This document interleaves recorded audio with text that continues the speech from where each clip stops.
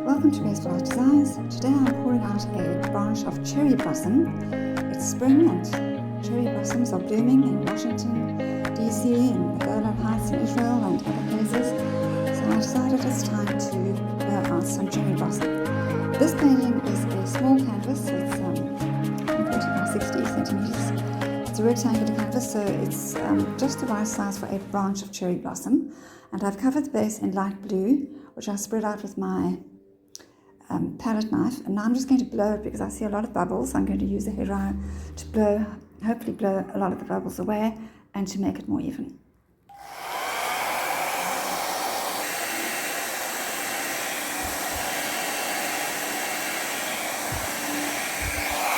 Time you see this video, it will be long past the beginning of spring. It will probably be 2 months from now, so cherry blossom season may be over. But anyway, I've laid down some burnt umber, that's the first colour, just a stripe right through for the branch. And I'm not putting much down because I don't really want a lot of brown to be showing, not in this painting anyway. And then I'm going to do little droplets of this blue mixture that I have, which is mostly ultramarine blue. And that's just so that there will be some contrast in the blooms. And I'm trying to do very small blooms, as it's an intentional pour, so that there'll be multiple layers of tiny blooms. It depends how it blows out, so I'll see.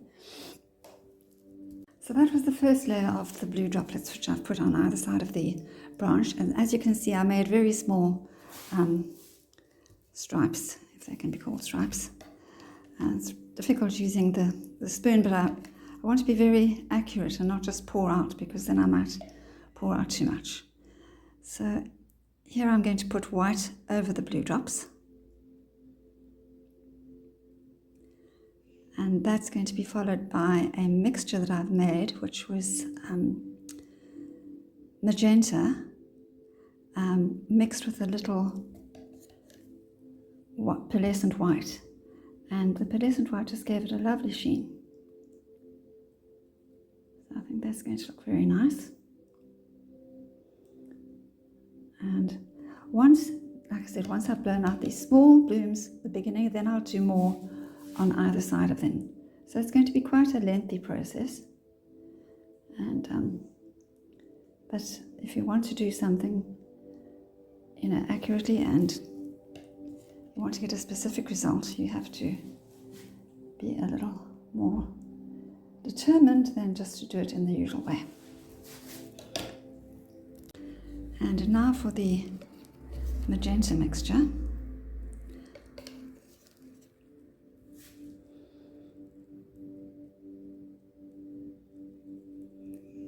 I need to get into the bottom of the jar. I didn't make a lot.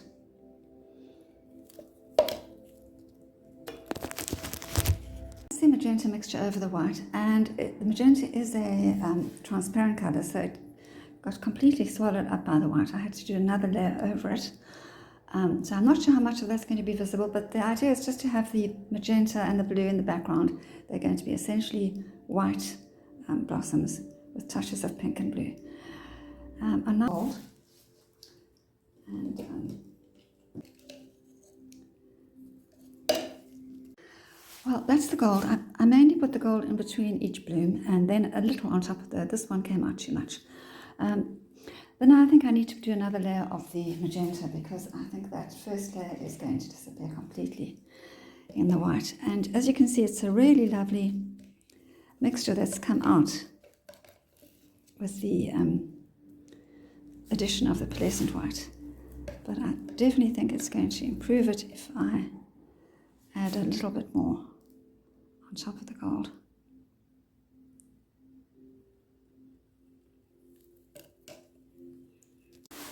So over the gold I added the magenta mixture, and then on either side of the magenta and on top of the gold I added a bit more white, because I don't want as much gold as I see there. So let's see how this would. I'll blow out the first one and see how it turns out before I decide what to do next.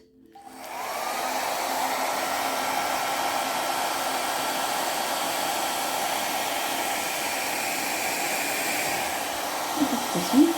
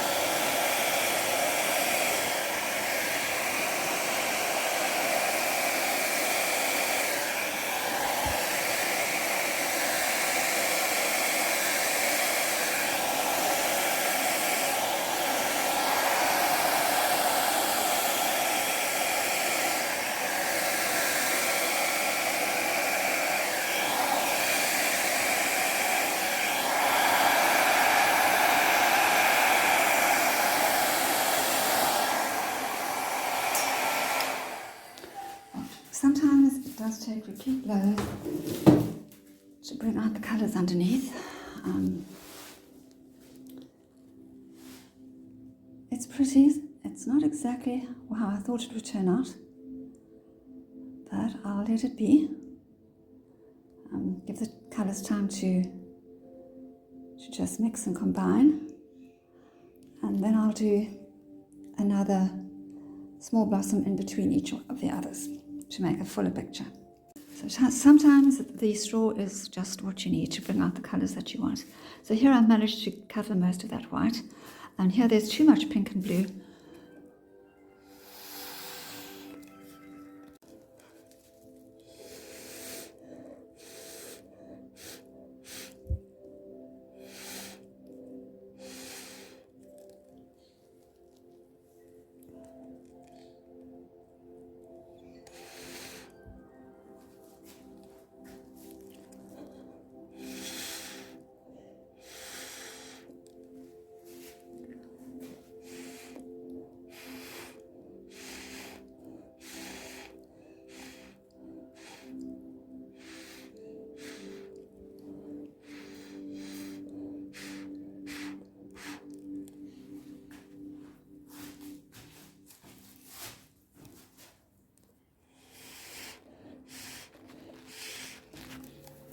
So here I'm going to add a few more drops of white, and there as well. I don't like the fact that the blue's dominant there. So for these extra blooms, I started with white, then I added the blue and then some magenta, and I've left off the gold completely. I want to see what they look like. And I added some more white into some of the other blooms that I had already blown out, and I'm going to just blow those out with a straw, and then I'll come back with the hairdryer and I'll blow out the new blooms.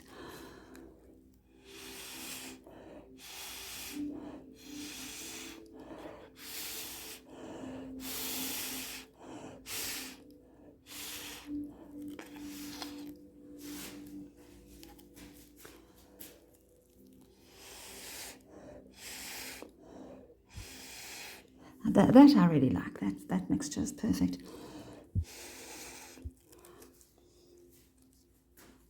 I have to go around to the other side. Being at the right angle makes all the difference.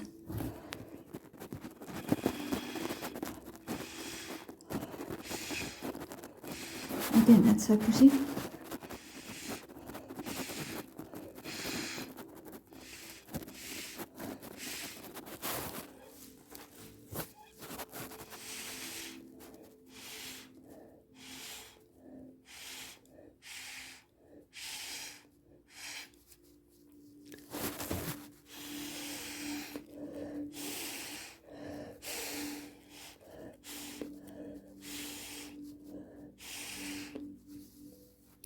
So let's see what the hairdryer does.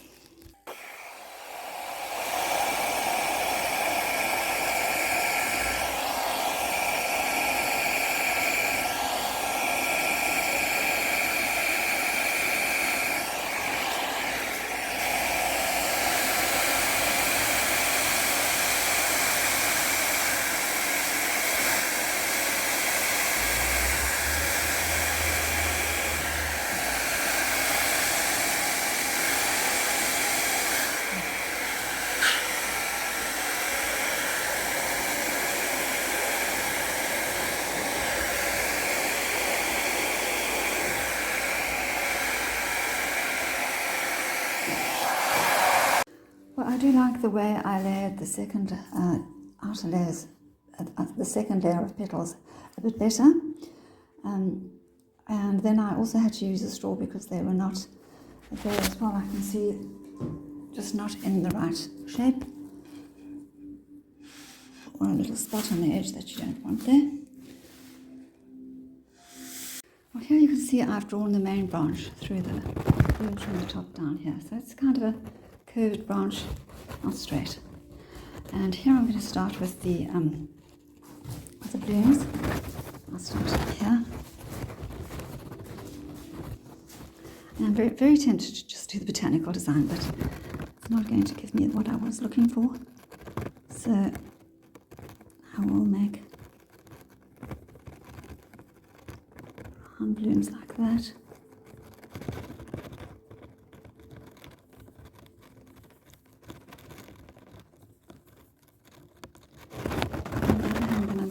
Bits and pieces left behind. Oh well, that's what you have in blooms. You don't see the entire distinct blossom.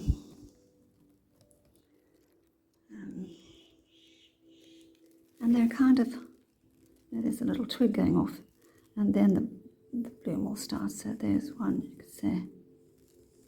There's one.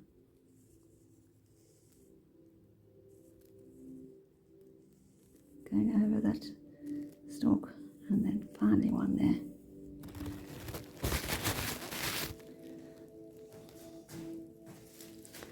And then I could do another one in here.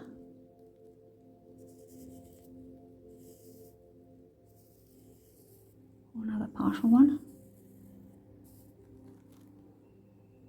And some loose ones on their own.